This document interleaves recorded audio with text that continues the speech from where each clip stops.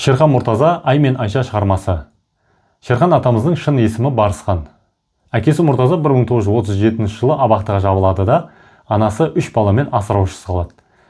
Енді кіріспе ретінде айта кетейін, бұл кітапты кімдерге оқыса болады.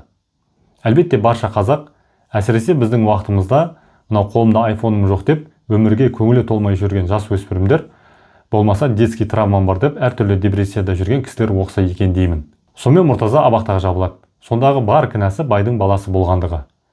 Кейін халық жауы атанады да Сібірге айдалып, содан хабар ошарсыз кетеді. Барысханның анасы Айша 3 баламен жесір қалады.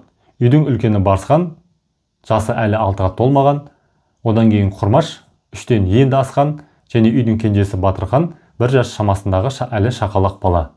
Сонымен күндер өтіп жатады. Күнде таңертең Айшаны ауылдағы жаңағы шашал десе бас алатын таспет бригадир жұмысқа айдап алып кетеді. Сенің емізілу балаң барау деп жағдайға қарап атқан ол жоқ. Үйдегі кішкентайларға бас көз болып қалатын осы Барысхан. Оның жасы да болса әлі 6-ға толмаған. Сонымен бір күні үйдегі кішкентай бала қатты жылайды. Қатты жылаған соншалықты жерге аунап көгере бастайды.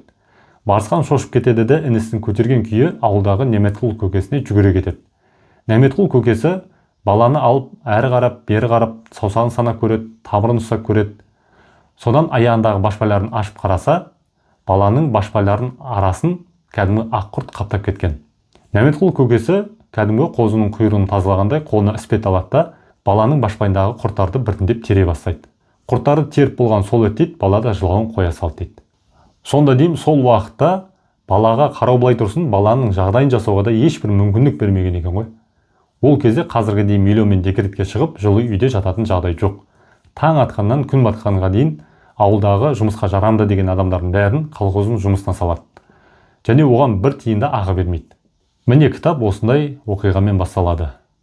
Енді сіздер көңілдеріңізді түрмеңіздер, үйдің кенжесі болған Батырхан атамыз кейін аман есен, өніп өсіп, балалы шағылы үлкен әулет болған.